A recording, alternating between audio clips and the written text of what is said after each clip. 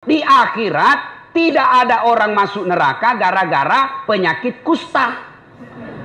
Kenapa masuk neraka? Kusta Tuhan, Anda. Kenapa masuk neraka? Ngontrak-ngontrak Tuhan, tidak punya rumah. Tidak. Kenapa masuk neraka? Sombong. Kenapa masuk neraka? Takabur. Kenapa masuk neraka? Ujub. Penyakit hati.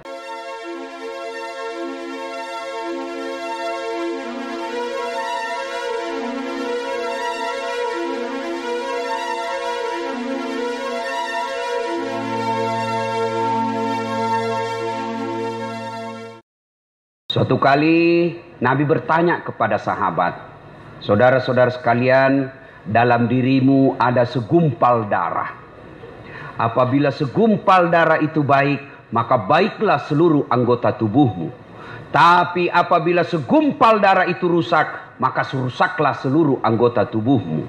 Sahabat bertanya, kalau begitu apa gerangan segumpal darah itu ya Rasulullah? Nabi menjelaskan, dialah qalb, hati. Ini berarti bahwa pengendali utama dan pertama baik tidaknya sifat dan akhlak kita tergantung dari hatinya. Kalau hatinya baik, hatinya sehat, tutur katanya enak, perbuatannya menyenangkan orang, kelakuannya tidak mengganggu orang lain. Kalau hatinya sehat.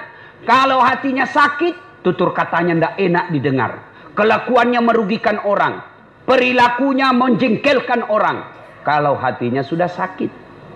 Pertanyaan, hati yang ada di sini, ibu-ibu, sedulur-sedulur, bapak ibu sekalian, sehat atau sakit hatinya? Cepat benar mengaku. Ngaku. Sebelum kita ngaku sehat atau sakit, periksa dulu. Mana penyakit-penyakit hati itu. Harus tahu dulu mana penyakit-penyakit hati. Setelah kita tahu, yuk cross check. Nyambungkan, connectingkan. Oh, ini saya nih. Sakit hati saya. Ini tidak. Sehat hati saya. Nah, sekarang perlu kita tahu apa saja jenis-jenis penyakit hati itu. Inilah yang kita bahas pada taklim kita kali ini. Penyakit-penyakit hati. Dengan harapan pulang majelis hatinya sehat. Penting ini Pak. Kenapa? Di akhirat tidak ada orang masuk neraka gara-gara penyakit kusta. Kenapa masuk neraka? Kusta Tuhan, Anda. Kenapa masuk neraka? Ngontrak-ngontrak Tuhan, tidak punya rumah. Tidak. Kenapa masuk neraka? Sombong. Kenapa masuk neraka? Takabur. Kenapa masuk neraka? Ujub. Penyakit hati. Ini penting. Coba, kalau Bapak bawa mobil dari Jakarta ke Bogor, yang nyetir tangan, yang berpikir sepanjang jalan otak, gas rem kaki. Tapi begitu ada tikungan, apa tertulis? Hati-hati. Iya toh? Tidak tertulis otak-otak. Padahal otak yang berpikir. Iya, begitu pentingnya hati. Coba di lapangan terbang, bandara, ada pengumuman. Apa yang diumumkan? Perhatian, perhatian. Padahal yang berpikir otak, yang menulis tangan. Pengumuman perhatian, perhatian. Tidak ada pengumuman perotakan, perotakan. Berarti memang ini hati adalah raja. Karenanya sehatkan hati kalian. Mari kita lihat dalam kitab Ihya Ulumuddin, itu banyak sekali jenis-jenis penyakit hati. Mari kita lihat satu-satu. Mudah-mudahan cukup waktu. Yang pertama, yang paling banyak ini, al-mutakhawilu bis shalah, menganggap enteng sholat.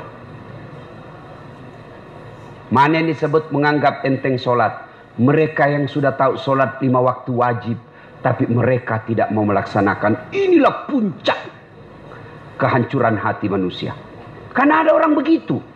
Bersinah takut betul. Ngambil sandalnya orang takut sekali. Tidak puasa takut dosa. Ramadan 30 hari puasa tapi tidak sholat. Kan ada yang begitu. Takut dia ngambil nasinya orang. Takut dia ganggu istrinya orang. Tapi begitu tiba waktu sholat, dia merasa tidak berdosa. Kan ada perasaan begitu. Lewat sholatnya 5 waktu, sehari dia tidak sholat, merasa tidak punya dosa. Inilah puncak hancurnya hati kalian. Ada yang begitu kan? Setengah mati cari duit, dari pagi cari duit, sampai malam cari duit, tapi lupa sholat. Inilah yang selalu saya istilahkan, kerja, cari duit, begitu dia lapar, beli nasi bungkus. Sayangnya setelah ada nasi bungkusnya, nasinya dia buang, bungkusnya dia makan. Ini orang Bugis bilang beleng-beleng. Tahu beleng-beleng? Dongo. Tahu dongo? Beleng-beleng. Tahu beleng-beleng? Dongo. Tahu dongo? Reku Guring bilang dungu. Itu larang dungu. Asli sedugu-dugunya. Masa beli nasi bungkus, nasinya dia buang, nasi bungkusnya dia makan? Inilah orang yang setengah mati cari nafkah, berpolitik siang malam, berusaha siang malam, ngajar siang malam, cari harta siang malam, lupa sholat, beleng-beleng, dungu. Apa sebab orang biasa tidak sholat? Mohon maaf, punten. Ibu-ibu paling banyak tidak sholat kalau ada pesta pengantin. Gara-gara apa? Make up. Mukanya dikira tembok, kuning, coklat, abu-abu, biru. Oh, beleng-beleng. Itu biasa saya kasihan lihat itu ibu kalau ada pengantin, mukanya betul-betul kayak tembok, serba palsu. Bibirnya merah, palsu. Alisnya tebal, palsu. Bulu matanya panjang, palsu. Pantatnya gabus. Semua palsu. Malah ada lagi lebih gila lagi, saya lihat dia kasih lebih alisnya. Saya bilang kenapa dikasih lebih? Dia bilang seperti artis Korea. Dia bilang artis Korea baru di Bogor tinggal. Coba sudahlah. Apa dilarang berdandan? Ya silahkan, selama ibu berdandan supaya suami bangga di samping ibu, itu ibadah. Tapi kalau ibu dandan gara-gara dandan tidak sholat, beleng-beleng. Coba. Nah sekarang gimana solusinya Ustaz? Nah, ibu wudhu dulu. Sudah wudhu, dandan. Sudah dandan, tahan kentut. Biar sudah wudhu, kentut batal. Nggak habis ke Ustaz, sedikit aja keluar. Biar sedikit, batal. Coba. 2. Yang menyebabkan ibu-ibu banyak tidak sholat kalau ada pengantin. Apa? Jilbab. Saya ini sudah keliling-keliling ceramah sampai ke Malaysia, Timur Tengah, Brunei, Filipina Selatan. Ini hanya di Indonesia yang ibu-ibunya susah jilbabnya. Jilbab sakaratil maut. Masya Allah. Itu ada talinya tuh 2 meter. Dia ikat dulu. Dia ikat di lehernya. 2 meter dikasih kembang. 17 pentulnya. Ada kayak batang pohon di belakang. Sudah, tidak bisa lah dia goyang lehernya. Sudah diikat. Coba, ayo, pakai lagi jilbab yang sempit, celana roknya sempit. Suaminya bilang, cepat-cepat, buru-buru kita ketinggalan. Tunggu sedikit Pak. Ini namanya beleng-beleng. Tiba waktu sholat, hayalah sholat. Suaminya bilang, bu, baru aja kau pulang umroh. Itu baru 2 bulan yang lalu kau pulang umroh. Ini sudah mau asar kau belum sholat duhur. Sana pi sholat. Apa kata istrinya? Sadar kau Pak. Saya sadar, saya suruh kau sholat. Kau ndak lihat ini jilbabku? 2 jam makainya ini. Beleng-beleng. Sudah ya? Bu, yang paling banyak perempuan ndak sholat kalau ada pesta. Ini kalau laki-laki kapan banyak ndak sholat? Ada Piala Champion. Subuh ndak sholat subuh. Gara-gara sepak bola. Begitu nonton dari jam 2, seri adu penalti. Bersamaan azan subuh. Pilih mana Pak? Bapak pilih mana? Pergi sholat, ketinggalan gol.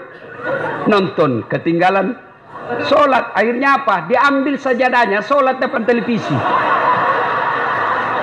Ini lebih beleng-beleng lagi. Ayo. Demi Allah, apa alasan orang biasa tidak sholat? Ustaz, saya kaya Ustaz. Dia kaya aja dia tidak sholat. Ada yang kalah kayanya Nabi Sulaiman? Ada yang kaya Nabi Sulaiman. Nabi Sulaiman itu pekarangan rumahnya emas. Ada di sini pekarangan rumahnya emas.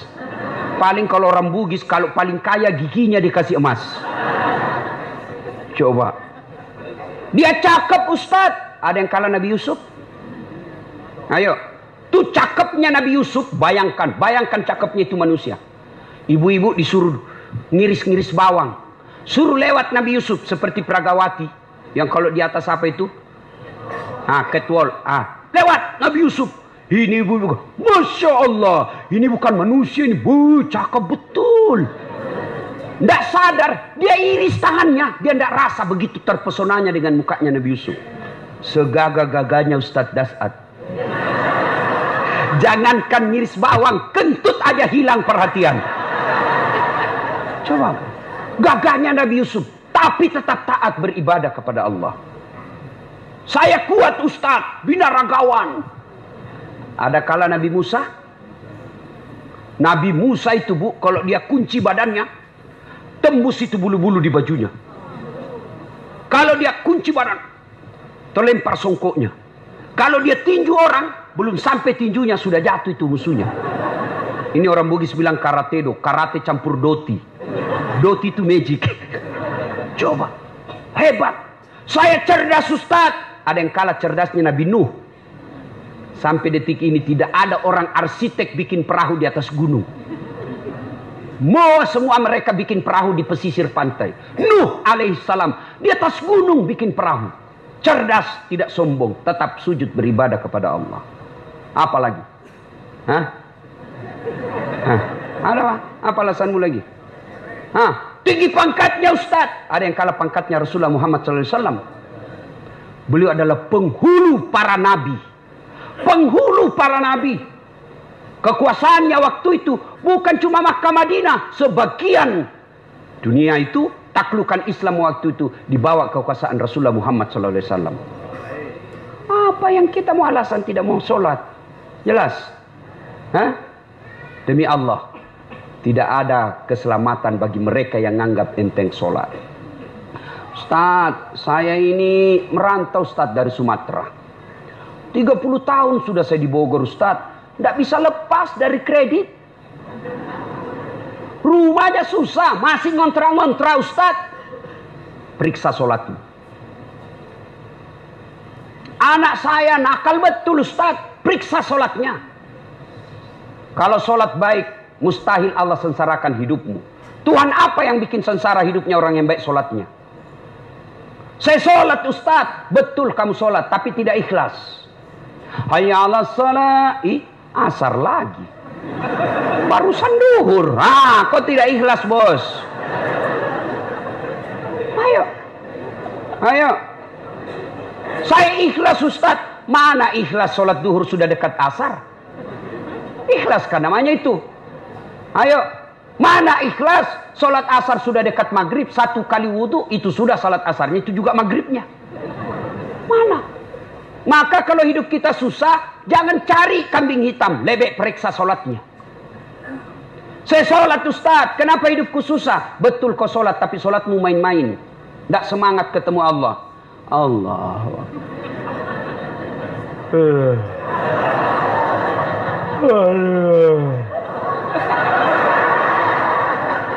Siratal.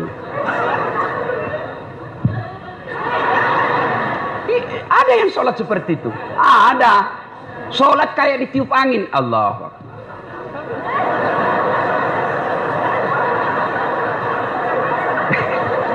Siapa ajar kau sholat begitu? Ada juga sholat yang terlalu semangat. Allahu Akbar.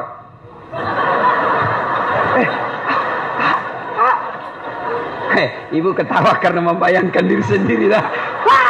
Makanya kalau ada masalah dalam hidup, ayo pertama yang harus kita selesaikan, sempurnakan sholatmu bos. Saya sholat Ustadz, betul ibu sholat. Tapi ibu yang pakai baju sholat sudah 3 hari tidak dicuci. Ketemu Allah pakai daster. Tinggi sebelah lagi. CD-nya 2 hari tidak dicuci dipakai. Begitu sholat gatal semua. Siapa ngajar sholat seperti itu? Nah, ayo ya, mulai hari ini koreksi sholatnya, Bu. Ibu saya di kampung, 14 anaknya, Bu. Tidak ada sekolah. Bahasa Indonesia tidak lancar. Tapi yang membuat saya kagum, kalau mau sholat, dia ganti bajunya. Saya aja belum mampu seperti itu. Itu di ruang tidurnya, dia gantung kudung dengan bajunya, dengan ada yang pembungkus kepalanya. Setiap beliau mau sholat, pasti dia ganti baju. Masya Allah. Selalu ini yang membuat ibu saya doanya makbul. 14 anaknya. Ibu cuma 1 anaknya tidak bisa ganti baju kalau mau sholat. Yang ketawa, saya serius ini, Bu. Masya Allah. Bapak-bapak, adik-adik, kalau ada yang sampai sekarang belum dapat kerja yang baik, koreksi sholatnya. Ayo, apa susahnya sholat, bos? Apa susahnya sholat? Lebih susah puasa, 30 hari kita lapar. Lebih susah haji, ngantri. Umroh aja kau kejar-kejar, sholatmu tidak bagus. Ayo. Mau zakat sedekah berat, ada duit modal. Sholat yang penting ada maumu. Haji sekali setahun. Umroh penuh modal. Sholat 24 jam Allah menunggumu. Subuh Allah nunggu. Tengah hari capek Allah tunggu duhur. Sore mau curhat Allah tunggu asar. Maghrib selesai kegiatan Allah tunggu di maghrib kita. Mau tidur silahkan curhat sebelum isya. Tengah malam bangun tidak bisa tidur, yuk kau sholat tahajud. Cuma kita tidak sadari kekuatan sholat. Sholat kecil buat Allah kasih kalian rumah. Kecil buat Allah kasih kalian jadi anggota DPR. Kecil itu asam urat. Kecil itu kolesterol. Perbaiki sholat. Cuma kita kalau sakit langsung ke dokter. Memangnya dokter yang sembuhkan kamu? Ke Allah dulu. Allah, dokter. Saya sampai detik ini belum pernah ketemu dokter yang hebat. Kenapa? Begitu saya ke dokter, saya juga yang kasih tahu penyakitku.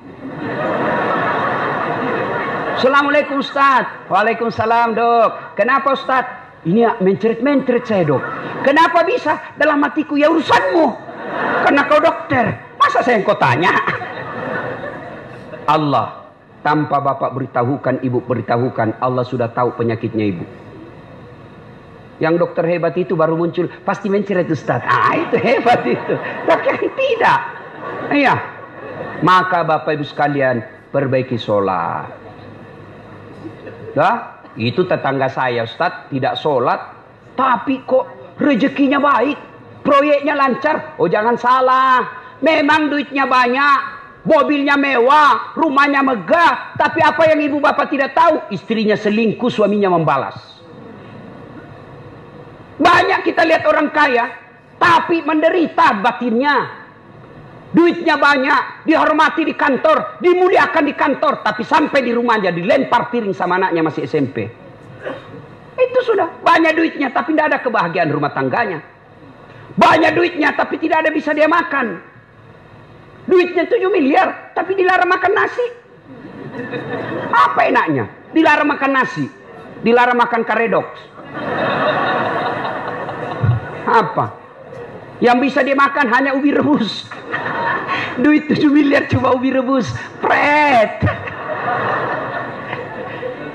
Ya, maka Bapak Ibu, adik-adik, jangan galau, perbaiki sholatmu. Saya bisa bicara begini, saya alami. Demi Allah. Saya pernah menjadi cleaning service. Bersihkan toilet triple terkenal di Makassar waktu itu. 4 toilet saya harus bersihkan tiap hari. Saya bilang sama koordinator kebersihan, tidak usah gaji saya. Kasih masuk namaku undian umroh kalau ada gratis. Sampai tutup itu kantor, tidak dapat. Saya pernah menjadi loper koran. Loper koran. Selesai salat subuh saya bawa naik sepeda itu langganan harian Fajar di Makassar. Hilang lagi sepeda BMX ku. Tak tahu sampai sekarang saya belum dapat siapa yang curi. Mengajar itu kalau saya dapat itu saya lapor di KPK. Masya Allah. Hai. Saya sering jalan kaki pergi sekolah. Saya pernah dihina kawan saya waktu kuliah. Keluar dari ruangan kuliah. Dia tunjuki saya. Dasar, tidak malu-malu kau. Cakar semua bajumu. Cakar itu rombengan. Nah, tahu baju bekas yang dari Eropa dijual 100.000 kalau di Matahari 100.000 satu. Ini 10.000 4 masih ditawar. Coba bayangkan. Saya tidak marah. Biiznillah dengan izin Allah Saya istiqomah pelihara sholat dengan sebaik-baiknya. Alhamdulillah dengan izin Allah, saya sudah punya travel sendiri. Kapan saja saya mau umroh bisa, dengan izin Allah. Kalau kawan saya dulu yang hina saya kata pakai baju cakar, alhamdulillah sekarang Ramadan baru-baru saya kasih lagi zakat. Coba, kalau saya jalan kaki dulu, alhamdulillah punya kendaraan yang jarang seperti itu di Makassar. Alhamdulillah dengan izin Allah. Apa susahnya Allah kasih kamu rumah?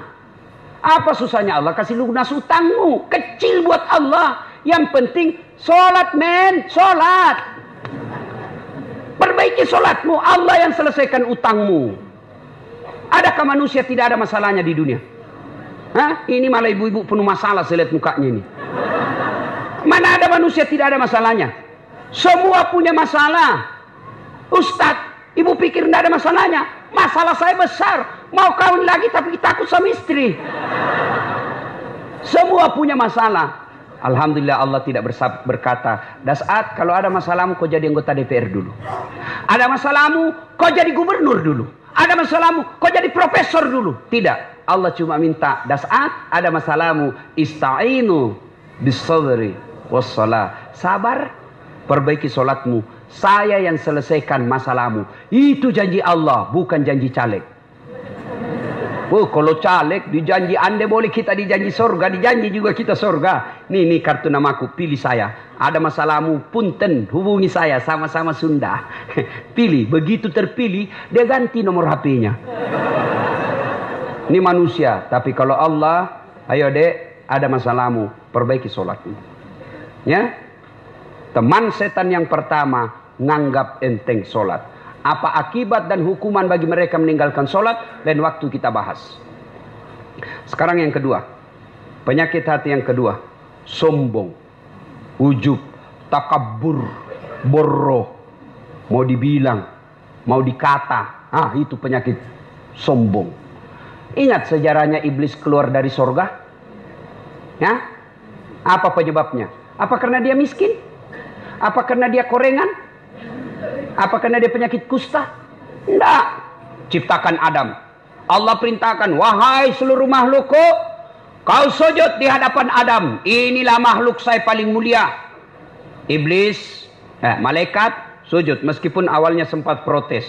Tumbuh-tumbuhan binatang sujud hormat kepada Adam. Satu makhluk Allah yang tidak mau, namanya iblis. Iblis protes, saya tidak mau ya Allah. Kenapa iblis? Adam baru diciptakan. Saya senior. Masa senior hormat sama junior? Gengsi dong. Adam diciptakan dari tanah. Saya dari api. Unsur kejadian saya lebih mulia dari Adam. Saya tidak mau. Allah berfirman, wah kau sombong rupanya iblis. Sombong tidak layak penghuni surga. Keluar kau dari surgaku. Diusir dari surga. Cuma iblis waktu diusir, dia minta, ya Allah, nih sebelum saya keluar dari surga, nih ada dua proposal saya. Permohonan saya, satu, berikan saya umur yang panjang. Oke, kata Allah, kau tidak akan mati sampai hari kiamat. Kata iblis itu beranak pinak. Andai kita ketemu sama dunia, Pak, ini ada banyak di sini kita, Pak. Cuma karena dunia kita beda, maka tidak ketemu. Tapi di sini dia lihat kita ini, Pak. Oh ini nih sasaran saya nanti nih.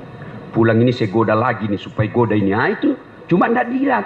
Tuh. Yang kedua kata iblis, permohonan saya yang kedua, berikan saya skill, kemampuan, kehebatan untuk menggoda anak cucunya Adam. Gara-gara Adam saya diusir, maka saya akan melakukan perang sepanjang hidup saya. Itu iblis. Kata Allah, silakan. Kecuali orang yang lemah imannya aku bisa goda. Keluar iblis. Mulailah dia goda kita. Nah, cara menggodanya ditimbulkan rasa sombong. Sombong itu adik-adik penyebabnya satu, bertambahnya ilmu. Ini yang bisa masuk ini ustadz. Ada ustadz sombong? Banyak. Bikin Instagram. Silahkan hubungi kami kalau ada masalah, silahkan tanya. Begitu dihubungi, tidak dibalas-balas. Kan ada yang begitu. Sombong. Biar Instagram tidak mau balas, WhatsAppnya orang tidak dibalas, sombong lu men. Apa yang kamu sombongkan dengan ilmumu? Wa ma utitu minal ilm illa qalila. Saya tidak kasih kau ilmu kecuali sangat sedikit. Lalu apa yang kau sombongkan dengan ilmumu? Termasuk ustadz yang sombong itu tidak mau menerima perbedaan pendapat. Hanya dia yang benar. Pokoknya kalau tidak sesuai kajiannya salah, sesat. Kayak dia ajak panitia hari kiamat. Ini yang boleh masuk surga, ini yang tidak. Memang kau Tuhan. Kalau kau mau jadi penceramah jangan salah benar. Kau jadi qadhi, jadi hakim. Penceramah ngajak, sampaikan semua pendapat orang. Jangan kau memponis. Maulid bid'ah. Salawat bersama berjamaah bid'ah. Isra Mi'raj bid'ah. Taksiyah bid'ah. Jabat tangan selesai salat bid'ah. Doa bersama bid'ah. Kenapa bid'ah? Tidak ada pada zaman Nabi.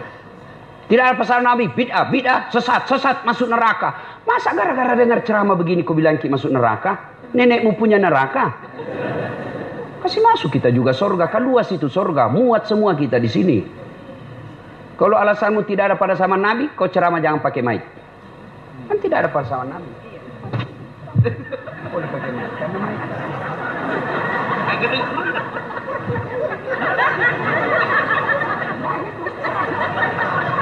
Makanya. Ayo. Teman-teman pemuda hijrah, Allah sudah menyambut kedatanganmu. Tapi Allah tidak senang kalian sombong. Mentang-mentang hijrah, yang tidak sepaham dengan dia sesat.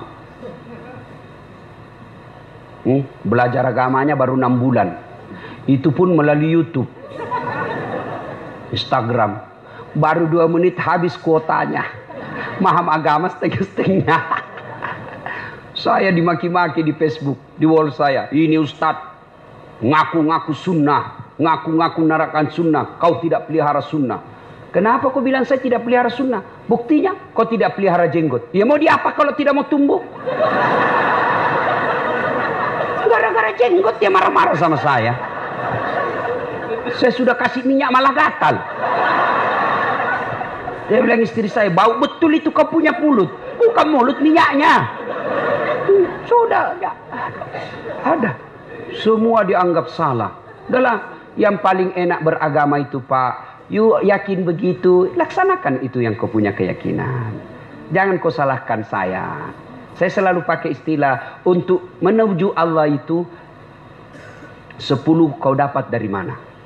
Untuk datang kepada Allah, lagu Roma Irama banyak jalan menuju Roma. Ya? Kalau saya jangan memahami dekat dengan Allah itu, jangan pertanyaannya 10 tambah 10 sama dengan berapa. Pasti jawabannya hanya 1. 10 tambah 10 sama dengan berapa? 20. Tidak bisa pilihan lain. Tapi cara mendekati Allah itu 20 kau dapat dari mana? Boleh 10 tambah 10. Boleh 21 kurang 1. Boleh 19 tambah 1. Boleh 15 tambah 5. Ah, ini enaknya kalau kita begini. Ini hanya dia yang mau benar. Semua salah. Ya, jangan sombong. Apa yang kau sombongkan dengan ilmu? Ada orang banyak betul ilmunya. Allah marah, boleh dikasih pikun. Pikun tidak ada obatnya.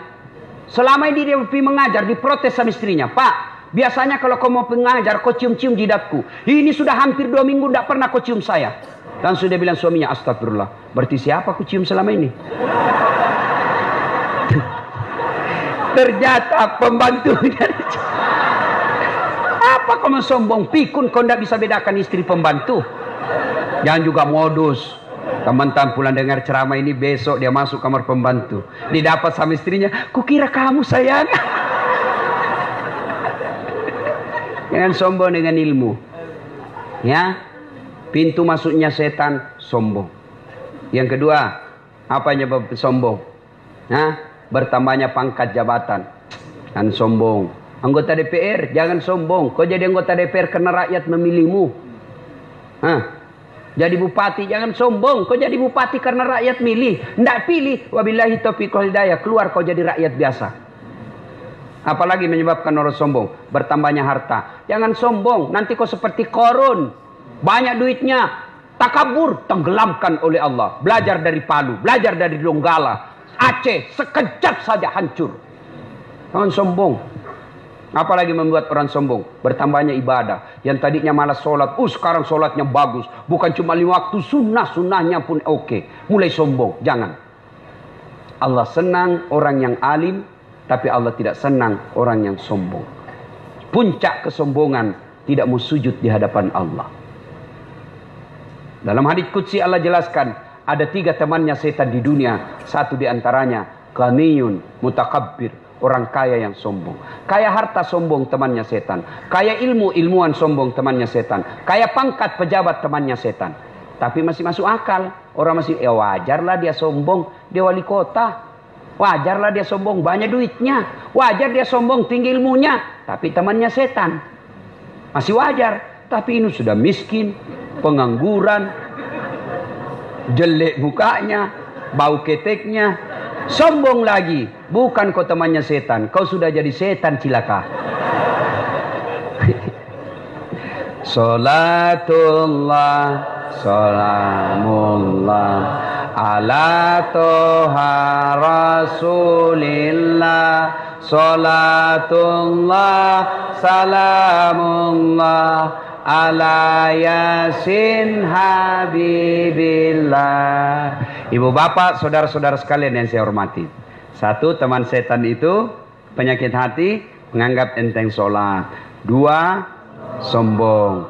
3, bakil, pelit, dedekut. Orang Bugis bilang seke kikirigalla paku jambatan. Itu pelit sekali. Itu temannya setan. Ibu-ibu mau lihat pelitnya ibu? Coba kalau dia beli sayur. Hobi memang dia nawar. Kalau dia ke pasar, beda 1000 dia kelilingi itu pasar. Beda 1000 tuh dia kelilingi. Bu, halo ibu. Bu, kalau ibu belanja di Trans Studio, Trans Mall, atau Alfamidi, Alfamart, tawar apa tidak? Tawar apa tidak? Coba kau tawar dibilang ke orang gila. Lalu pedagang kasihan yang sesama kita pribumi, datang naik sepeda motor, kadang kala sepeda, dia datang, dia sudah panggil kita, ya Bu Haji, nggih, Bu Haji makin cantik aja, masih nawar. Apa namanya kalau bukan pelit? Sudah enaknya itu. Berapa mas? 10.000 Bu Haji. 11.000 ya.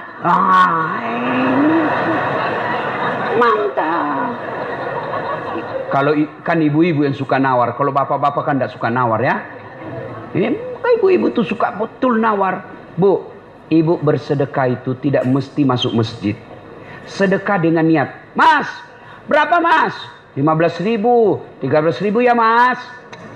15.000. Oke, saya bayar 15.000. Tapi dalam hati ibu, sebenarnya saya beli 13.000. 2.000-nya saya sedekahkan untuk mas. Boleh. Jangan terlalu pelit. Ibu mau enggak suaminya diambil orang? Mau? Silakan pelit. Orang pelit itu tidak ada yang suka. Bahkan orang pelit sekalipun tidak suka sama orang pelit.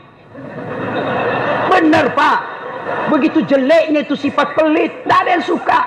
Coba saya tanya, bapak-bapak senang tetangga dermawan atau pelit? Ibu-ibu senang suami yang pelit atau dermawan? Senang mantu yang pelit atau dermawan? Teman-teman yang pelit atau dermawan? Dermawan, tidak ada orang suka orang pelit. Bahkan orang pelit pun tidak suka sama semuanya pelit. Jangan kau ke rumahnya, pelit dia itu, padahal dia juga pelit. Begitu jeleknya itu sifat pelit. Demi Allah, tidak ada orang bangkrut gara-gara sedekah. Adakah pernah bapak dengar, mas, tuh yang di sudut rumah di komplek, tuh kaya betul dulu Ustadz. Cuma karena dia rajin sedekah, bangkrut. Ada? Tidak pernah. Biasa kita ini sangka buruk kepada Allah. Tidak mau bersedekah karena sangka buruk. Nanti saya makan apa? Nanti saya makan apa? Jangan cemas rezeki. Jangankan diambil orang. Tertukar saja tidak. Cica aja dijamin rezekinya. Tahu cicak? Tahu? Cicak makan apa ibu? Masuk akal enggak? Enggak masuk akal. Gimana caranya? Satu di dinding, satu terbang. Di mana ketemu? Enggak ada terminalnya. Kalau pesawat terbang, kita jalan, ada ketemunya di mana? Di bandara. Ini cicak satu terbang, satu di dinding. Di mana ketemunya? Tapi lagu kita waktu kecil kan, cicak-cicak di dinding, diam-diam merayap, datang seekor nyamuk. Nyamuk yang datang. Nyamuk yang datang. Allah jamin rezekinya. Lagu tidak bilang cicak lompat ke nyamuk. Setengah mati cicak, kasihan. Iya kan? Itu cicak, ndak sarjana, ndak punya kursus, ndak ada kaki, ndak ada otaknya, ndak cerdas, bisa hidup. Apalagi ibu, jangan pelit. Sedekah, Allah sudah jamin rezekimu. Bu, ada suaminya mulai selingkuh? Ada? Ndak usah curhat sama tetangga, apalagi curhat di Facebook. Tak kusangka kau begitu. Pret, beleng-beleng. Rahasia keluargamu kau ungkap di Facebook. Begitu mulai, Bu, ciri-ciri laki-laki yang sudah mulai lain-lainnya. Kalau yang selama ini tidak pernah pakai sisir keluar, tiba-tiba rapi. Tidak pernah pakai parfum, tiba-tiba beli parfum malaikat subuh. Nah, yang tadinya keluar rumah tidak pernah pakai setrikaan, langsung rapi. Yang paling mencurigakan kalau dia terima SMS dalam kamar mandi. 70% wajib dicurigai. Nah, kalau sudah begitu ibu tidak usah curhat sama tetangga, lebih curhat kepada Allah. Bangun ibu sholat hajat, lakukan sampai 8 rakaat. Setiap 2 rakaat di sujud terakhirmu kau berdoa kepada Allah. Ya Allah, engkau yang membolak-balikkan rasa cinta dalam hati suamiku. Tidak mungkin aku bisa mengendalikan cintanya. Ya Allah, tidak mungkin aku jaga dia 24 jam. Engkau yang maha menjaga, ya Allah. Ya Allah, pelihara suamiku dari godaan perempuan lain. Ini ada duit saya 500 ribu. Saya tolak bala besok ke panti asuhan. Mudah-mudahan 500 ribu suamiku terhindar dari wanita jahat. Bismillah. Coba amalkan itu, Bu. Coba amalkan. Yang jadi masalah kalau suaminya juga sudah tahu rumusnya. Dia bangun juga sholat tahajud. Dia bangun pula sholat hajat. Istrinya sebelah, kamar sebelah. Suaminya kamar sebelah. Ya Allah, capek sudah saya lihat istri saya, ya Allah. Ngamuk aja kerjanya. Marah-marah aja. Berat badannya juga makin tambah, ya Allah. Tak tahu dilihat dari mana dia seksi. Ya Allah, ini ada duit saya 500 ribu. Tolak bala, ya Allah. Mudah-mudahan istriku ikhlas saya kawin lagi. Bingung malaikat, yang mana nih kamu? Jangan pelit. Demi Allah, tidak ada orang bangkrut gara-gara sedekah. Saya kasih contoh. Tanggal 4 kemarin, sehari sebelum lebaran. Ya, tanggal 3 malam. Ada anak-anak usia 19 tahun. Bapaknya Flores, mamanya Toraja, Kristen. Karena sering dengar ceramah saya di YouTube, akhirnya dia memutuskan diri masuk Islam. Desember kemarin. 19 tahun. Tanggal 3 malam, dia DM ke saya di Instagram. Ustadz, saya ini dicerita cara mualafnya. Kemudian besok sudah mau lebaran, saya belum punya baju baru, Ustaz. Saya lihat Ustaz ini bagus-bagus bajunya. Di mana belinya, Ustaz? Saya bilang sebenarnya baju saya tidak dibeli, bikin sendiri. Tapi yang lebih sebenarnya lagi, bukan baju yang bagus, saya yang gagah. Ya, sudahlah. Saya butuh baju lebaran. Saya bilang, kau datanglah ke rumah saya. Saya sediakan kau pilih bajuku yang kau suka. Datanglah dia pakai tongkat turun dari taksi. Wih, kasihan saya. Kenapa kakimu, Dek? Ternyata dia amputasi kakinya. Dia singgah sholat asar ditabrak mobil. Saya bilang berat betul hidupnya ini anak. Diusir dari orang tuanya, Pak. Diusir, sekarang tinggal di masjid. Nggak disetujui, hanya dia sendiri masuk Islam. Diusir. Bilang, kenapa kakimu? Saya cerita. Sedih saya, sempat berkaca. Jangan sedih, Ustaz. Ini tidak ada artinya nih kaki ketimbang iman saya kepada Allah. Luar biasa, 19 tahun. Saya ambil baju saya yang paling bagus. Kau pilih ini, Dek. Mana kau suka? Benar, diambil yang paling bagus. Sempat juga saya nyesal. Sudah. Karena saya buru-buru ke bandara. Saya mau pergi khotbah. Ya, ini, Dek. Kau ambil 1 juta. Sudah, kembalilah dia. Naik Grab lagi. Sudah. Perjalanan saya ke bandara, masuk WhatsApp. Tik, tik, tik, tik. Ustadz, berapa nomor rekeningnya? Wakil Wali Kota Balikpapan. Dalam hati saya bilang, kenapa lagi Pak Wali? Ada apa? Padahal dalam hatiku, segeralah. Kirimlah nomor rekening. Masih di atas mobil masuk. Tik, tik, tik, tik. Masuk. Berapa transferan masuk? 30 juta. Tadi keluar 1 juta. Tidak cukup sampai situ. Allah balas lebih banyak. Sampai saya di airport, bandara. Depan pintu 7 nunggu saya keberangkatan. Tiba-tiba ada ibu-ibu lari. Bawa amplop. Ustaz, tunggu dulu Ustaz. Apa? Ini. Dalam hatiku. Ada apa lagi? Padahal cepat sudah. Ini ada ternyata ada fans saya, dia lihat saya di bandara, dia mau kasih, cepat buru-buru mau masuk bandara, dikasih saya melalui itu ibu, nih ada Ustaz titipan dari ini, oke, saya buka, berapa isinya? 10 juta. Sudah 40 itu kan gantinya. Besoknya tanggal 5 selesai khutbah, biasanya kalau saya khutbah dikasih itu ibu 25 juta sama itu bu bupati. Berapa saya dikasih waktu itu? 35 juta. Berapa Allah ganti? 75. Allah keluarkan 1 juta, Allah ganti 75 juta. Kenapa ibu miskin? Karena ibu malas bersedekah. Selalu berkeyakinan saya miskin. Maka Allah, ana inda sanni abdibi. Saya tergantung sangkanya hambaku. Kalau kau sangka tidak mampu, maka kau kasih tidak mampu. Sedekah ibu. Allah tidak lihat 1 jutanya. Allah tidak lihat 100 ribunya. Yang Allah mau nilai, kamu sedekah enggak satu hari ini? Jangan pernah lewatkan maghrib tanpa sedekah di hari itu. Coba amalkan. Coba. Kenapa kita tidak bisa umroh? Karena selalu yakin saya tidak mampu. Maka Allah, ya sudah kau yakin tidak mampu. Sedekah. Pulang ini kau sedekah sama tetanggamu. Cari orang miskin. Cari janda-janda tua. Tidak usah janda muda. Banyak yang bisa selamatkan. Jelas? Salatullah, salamullah ala toha rasulillah. Salatullah, salamullah ala yasin habibillah. Nah, sudah banyak sebenarnya penyakit hati, tapi waktu yang terbatas. Saya cuma bilang waktu yang terbatas. Saya ada acara di Bandung ibu jam 10. Saya ini orang kampung. Saya tidak tahu Bogor ke Bandung jauh. Saya pikirnya 1 jam. Inilah kalau kita pakai pulsa lokal. Saya orang kampung, tidak tahu saya. Oh ternyata jauh. Nah saya harus segera selesaikan. Insya Allah kalau panitia ngundang saya lagi ke sini, saya datang lagi insya Allah ya. Nah, ini penyakit hati. Sekarang bagaimana cara mengobatinya? Ala bizikrillahi tatma'innul qulub. Ketahuilah dengan berzikir mengingat kepadaku, maka hatimu akan jadi tenang. Jadi kalau kita punya penyakit hati, maka datang di majelis zikir al-ihya ini. Ini salah satu caranya.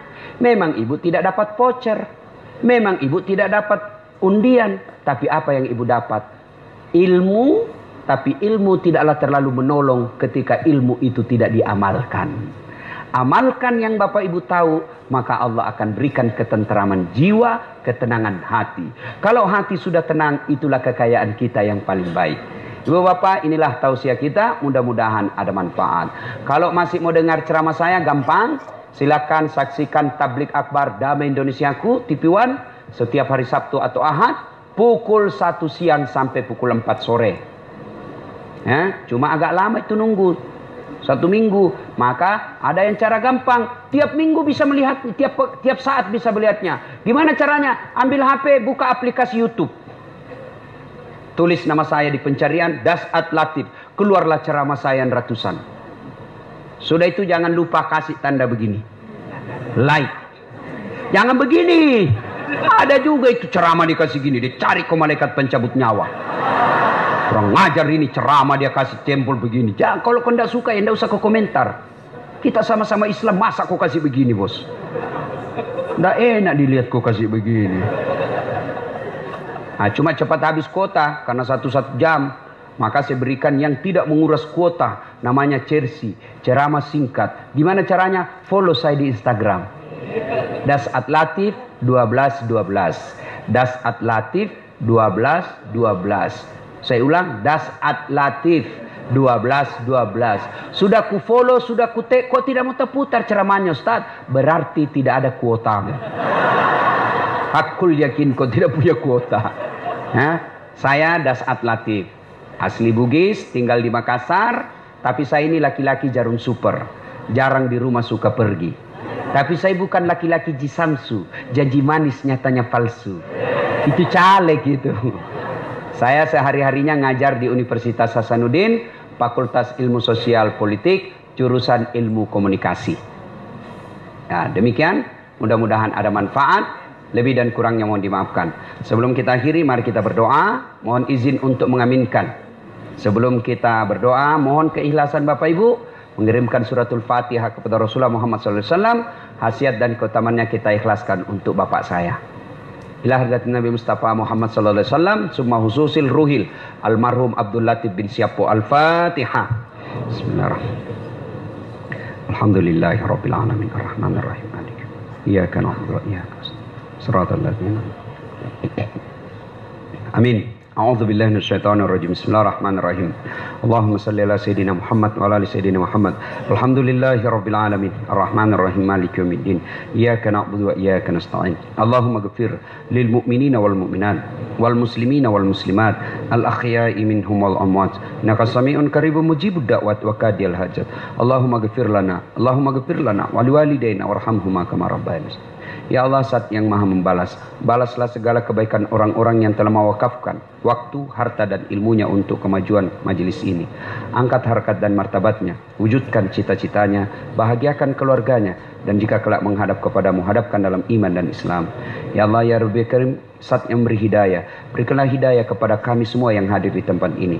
Berikanlah hidayah kepada kami semua yang hadir di tempat ini. Dan yang lebih penting ya Allah, berikan kami kesanggupan dan kemampuan untuk mengamalkan ilmu yang kami peroleh. Jangan Engkau palingkan hati kami setelah Engkau berikan hidayah dalam hati kami. Rabbana la tuzigh qulubana ba'da idh hadaitana wa hab lana min ladunka rahmah innaka antal wahhab. Ya Allah, Saat yang memberi pertolongan, tolong dan bantulah para guru-guru kami ya Allah. Muliakan mereka ya Allah. Mudahkan segala urusan dakwah mereka ya Allah. Muliakan segala hidupnya ya Allah. Bantu dan selesaikan segala masalah dalam hidupnya. Rabbana atina fid dunya hasanah wa fil akhirati hasanah wa qina adzabannar. Subhana rabbika rabbil izzati amma yasifun wa salamun alal mursalin walhamdulillahi rabbil alamin. Terima kasih, lebih dan kurangnya mohon dimaafkan. Nun wal kalam ya masrun billahi fi sabilil haq. Assalamualaikum warahmatullahi wabarakatuh.